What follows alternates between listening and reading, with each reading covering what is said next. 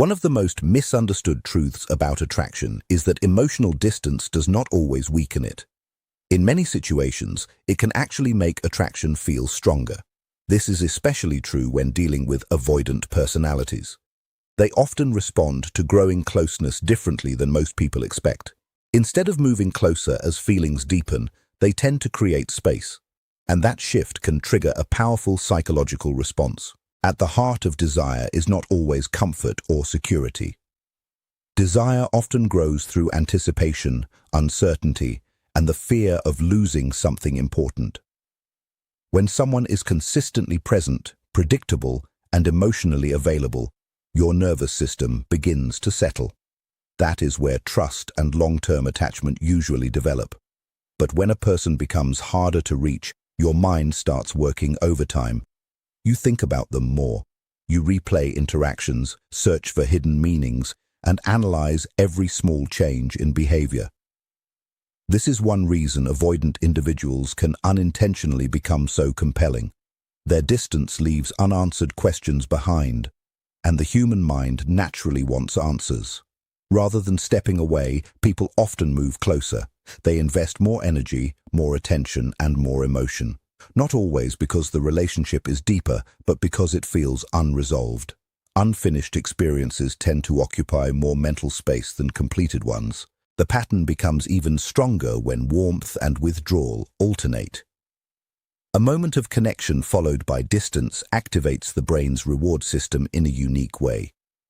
Unpredictable rewards are often more emotionally gripping than consistent ones. You never know when the next moment of closeness will arrive, so you remain engaged, hoping to experience it again. When an avoidant offers attention, affection, or intimacy, it can feel incredibly meaningful.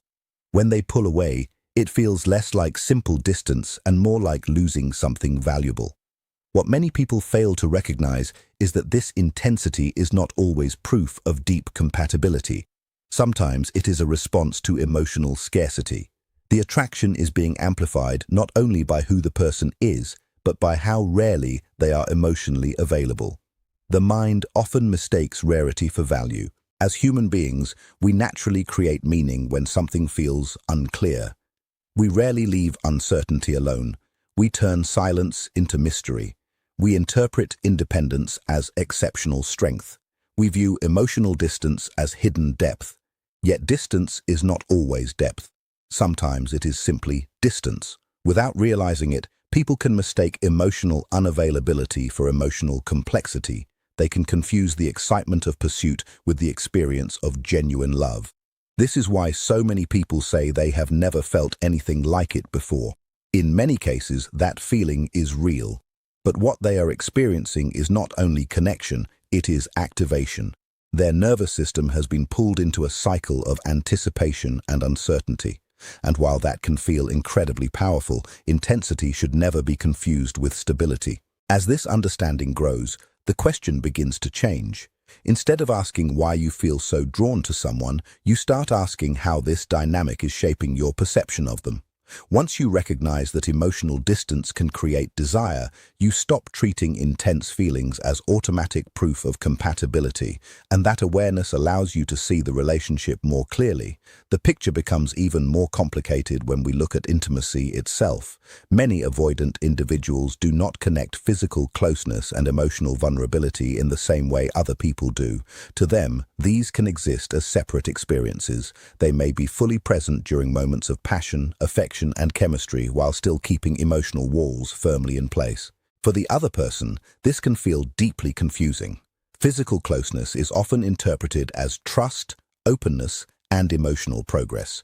We naturally assume that someone who allows physical intimacy is also inviting emotional intimacy. But with avoidant individuals, that assumption is not always accurate. They can engage physically without feeling emotionally exposed. Where one person feels deeply seen, they may simply feel comfortable maintaining control. Where one person feels increasingly bonded, they may experience the moment and then step back without carrying the same emotional attachment. As a result, powerful experiences can occur. Strong chemistry, meaningful eye contact, and intense shared moments can create the impression that the relationship is steadily deepening. Naturally, the mind builds a story around these experiences. It feels as though the connection is growing stronger. Yet for the avoidant person, the emotional meaning may be very different, not because they are trying to mislead anyone, but because they process closeness through a different internal lens. Emotional vulnerability can feel overwhelming, so they often allow physical intimacy while limiting emotional exposure. This creates an imbalance that can become painful over time. One person invests deeper meaning into the connection while the other keeps careful emotional boundaries in place. One feels the bond expanding while the other works to contain it. That gap becomes the source of confusion. At first, the dynamic can feel exciting and effortless. There is freedom, spontaneity, and little pressure. But eventually, an important question begins to emerge. Where is this actually leading? The physical connection feels too significant to ignore, yet the emotional foundation feels too uncertain to trust. Many people respond by trying harder. They open up more, give more, and hope deeper vulnerability will bring the other person closer. But avoidant individuals rarely move in that direction. In fact, as emotional intensity increases, they often retreat further. Not because they feel nothing, but because what they are feeling has started to exceed what feels safe for them to handle. So what you're left with is a kind of emotional contradiction. On one side, there are moments that feel deep, intimate, even meaningful. On the other side, there's an invisible limit you keep running into, a point where the connection never fully expands into something stable or secure. And if you're not conscious of this pattern, it's easy to turn it inward. You start questioning yourself. Maybe I'm too needy. Maybe this is just how relationships are now. But it's not about wanting too much. It's about wanting depth from someone who is not consistently offering it. Real intimacy isn't just physical closeness or shared moments. It's access to someone's inner world, their fears, their honesty, their contradictions, their emotional truth. And when that inner access is missing, no matter how intense the chemistry feels, something important will always be out of reach. So the real distinction becomes simple but uncomfortable.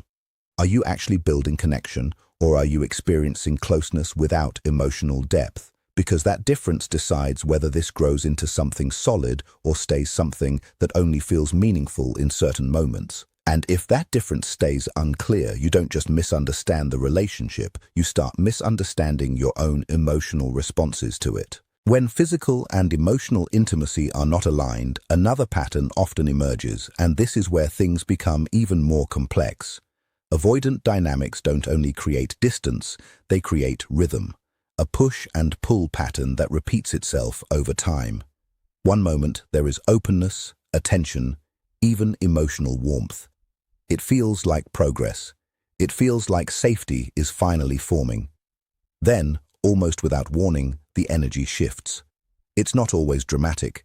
Sometimes it's subtle, slightly shorter replies, less emotional presence, a quiet withdrawal that's hard to fully explain but easy to feel. And in that shift, your system reacts immediately because something you were just emotionally leaning on is no longer there. This is where the cycle begins to form. Because the brain doesn't respond strongly to consistent reward. It responds strongly to unpredictable reward. When connection becomes inconsistent, the mind becomes more alert, more focused, more emotionally involved. This is the effect of intermittent reinforcement. You start paying closer attention. You analyze tone, timing, patterns. You replay conversations trying to figure out what changed. You look for mistakes in yourself or hidden meaning in their behavior, and slowly, your attention stops being just about the person. It becomes about predicting the pattern. That's where attachment starts to deepen in a very specific way, not from steady emotional security, but from contrast, from the difference between presence and absence, because when they return after distance, it feels impactful, sometimes even overwhelming, and that return registers as relief, which the brain often experiences as reward. But what gets reinforced isn't stability, it's the cycle itself: closeness, withdrawal, return, repetition. And over time, perception begins to shift. You stop evaluating the relationship based on how consistent it is, and start evaluating it based on how intense the highs feel. And that's where things become misleading. Because emotional highs feel like meaning, but intensity is not the same as reliability. A connection built on spikes will always feel powerful in moments, but it won't necessarily feel safe or steady over time. On a deeper level, this reflects a tension most people don't notice. We want both excitement and security, but when they conflict, excitement often wins in the short term, not because it's healthier, but because it's more stimulating. So you stay, not because your needs are consistently met, but because they are occasionally exceeded in ways that feel unforgettable, and those moments start to justify everything else. But a healthy connection doesn't require withdrawal to create value. It doesn't depend on absence to generate appreciation, and it doesn't repeatedly pull you into a state where you're trying to regain emotional access that keeps slipping away. Because when connection becomes a cycle instead of a foundation, you're no longer building something stable, you're adapting to instability. And the longer you stay in that pattern, the harder it becomes to separate genuine connection from emotional conditioning. So the question slowly changes, not how do I get the high back, but why does it only exist in cycles instead of consistently? And once you start seeing that clearly, the emotional grip begins to loosen. And as that clarity forms, another layer becomes visible, one that is even more subtle. Because in the beginning, avoidance doesn't always feel like distance, it can feel like alignment. In early stages, avoidant individuals can be highly perceptive. They notice your emotional language, your values, your energy, and they respond in a way that feels deeply in sync. They reflect you back with precision. They engage, they resonate, they seem to understand you quickly and naturally. And in that reflection, it feels like recognition, like someone finally sees you in a way that feels rare. That experience can be powerful because being understood is one of the strongest emotional needs we have. So when someone mirrors your inner world, it creates a sense of comfort and familiarity. But what feels like deep emotional alignment can sometimes be something more temporary. Not necessarily deception, but responsiveness in the present moment rather than sustained emotional availability over time. They are attuned, yes, but attunement is not the same as consistency. In the beginning, they meet you where you are. They reflect your emotional tone, your curiosity, your depth. And because it feels so natural, you open up more. You share more of yourself. You invest more without even realizing how quickly it's happening. Then, right at the point where emotional exposure deepens, something changes. Their engagement starts to shift. Conversations lose some of their depth. Responses feel less intuitive. Emotional presence becomes less steady, more selective, and suddenly you're left trying to understand what shifted because it didn't always feel like this. That's what makes this pattern so impactful psychologically. It's not the absence of connection that confuses you, it's the change in it. Something was there, and now it's not in the same way. So your mind doesn't question whether the connection was real. It questions why it's no longer consistent. And in that space, you start turning inward. Did I misunderstand them? Did I reveal too much too soon? Was that version of them even real? But a more grounded question is this. Was that version ever meant to last in that form? Because reflection without stable emotional availability creates something that feels like connection, but doesn't have the structure to hold it over time. It's like building something on a surface that shifts depending on what's around it. It looks aligned in the moment, but it isn't anchored. This is where people often begin chasing not just the person, but the earlier version of them. The one who felt fully present, fully engaged, fully in sync. And as that version fades, it doesn't lose value in your mind, it gains it. You start thinking that if you can just get back to that state, everything will click again. But real connection isn't measured by how deeply someone can meet you once. It's measured by how consistently they can stay present as the relationship evolves. That difference is the gap between resonance and commitment. Resonance is immediate. It feels effortless, almost instinctive. But commitment reveals itself over time through steadiness, through emotional presence that doesn't disappear when things become more complex or demanding. So when someone reflects your depth and then withdraws it, what you experience isn't just confusion. It's dissonance. You're holding on to an emotional memory that no longer matches the present reality. And that mismatch can keep you attached far longer than clarity would, because you're not only reacting to who they are now, but to who they once seemed to be. That creates a powerful psychological pull, but the key question shifts over time from was it real to is it repeatable? Because anything that can't be sustained will eventually turn into something you keep trying to recreate rather than something you're actually living in. And when that realization starts to settle in, the focus slowly moves away from chasing reflections and back toward what is actually consistent. Because another layer begins to appear, one that is more subtle but just as influential: perception. Avoidant individuals often carry an air of independence that can be immediately attractive. They don't seem emotionally dependent, they don't over-explain themselves, they don't rush to define things or seek constant reassurance. There's space around them, and that space can easily be interpreted as strength. At first, it looks like confidence, and that space creates curiosity because when someone doesn't fully reveal themselves, the mind naturally tries to complete the picture. This is where mystery forms, but mystery is not the same as depth. Mystery is the absence of clarity.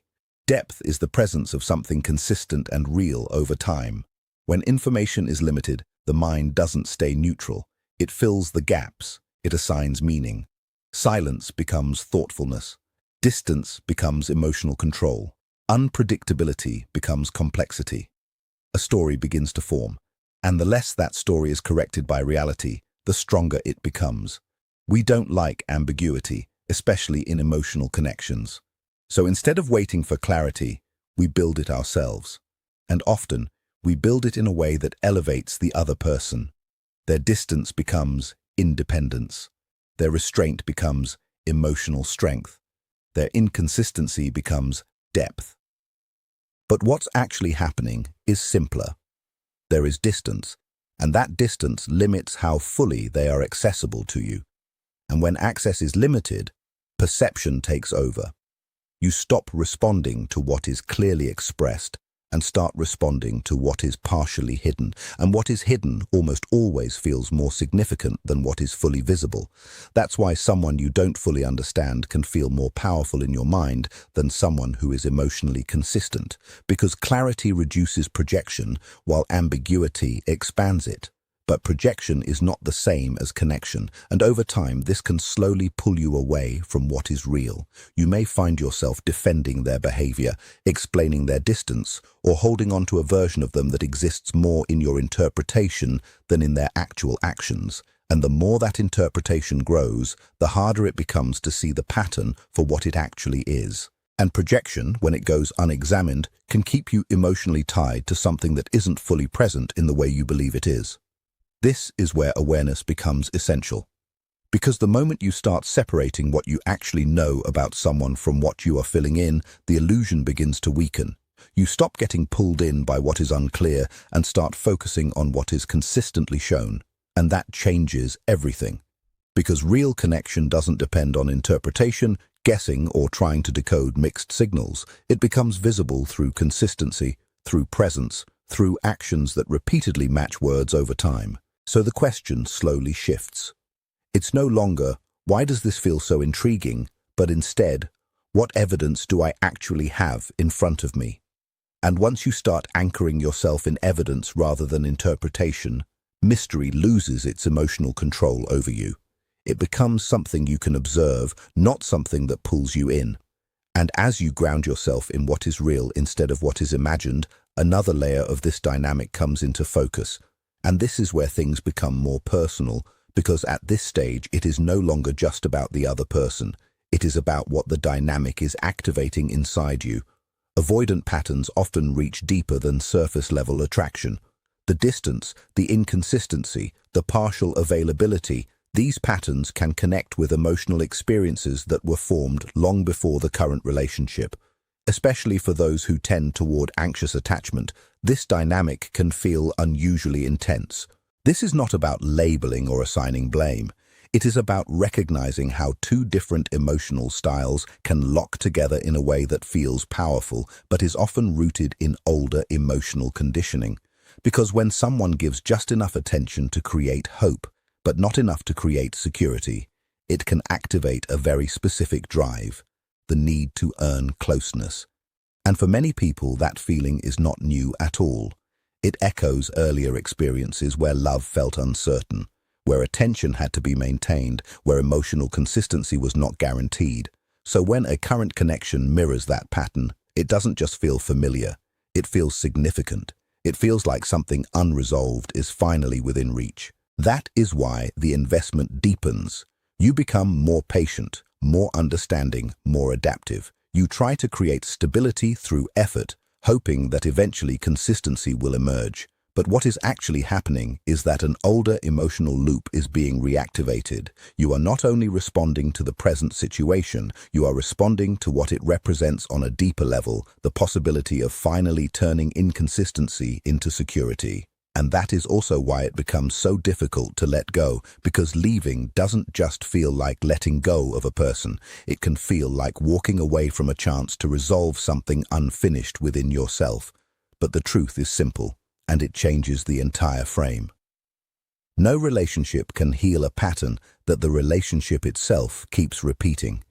If the structure is built on inconsistency, more effort inside that structure does not create stability. It only reinforces the cycle. You cannot solve unpredictability by investing more into it. This is where clarity becomes necessary. When you realize that what feels like intensity is actually emotional activation, you gain a different kind of control. You stop asking how to fix the connection and start asking what it is revealing about your own patterns. That shift moves you from reaction into awareness, from chasing into observing, and you begin to question whether you are approaching connection from internal stability or from unresolved emotional need. When you are grounded, you naturally choose consistency and emotional availability. When you are not, you can be drawn to instability simply because it feels familiar. This is not a flaw, but a pattern that can be recognized. And once you see it clearly, it no longer unconsciously drives your choices. You stop confusing intensity with compatibility and start valuing steadiness over emotional spikes. The real risk is not just the avoidant dynamic itself, but how easily it distorts perception. It can make inconsistency feel meaningful and emotional distance feel like something worth earning. Without awareness, you don't just get caught in the connection, you get caught in your interpretation of it. But once you see the pattern, something changes. You stop being impressed by inconsistency and stop investing in what cannot meet you fully. Because real connection does not require guessing or decoding. It meets you with consistency, presence, and emotional availability. So the question becomes simple. What is this actually built on? That question pulls you out of illusion and back into awareness. And in the end, it is not about avoiding people. It is about no longer abandoning yourself while trying to understand them. And once you stop abandoning yourself, you finally make space for connections that don't confuse you. They simply feel steady, clear, and real.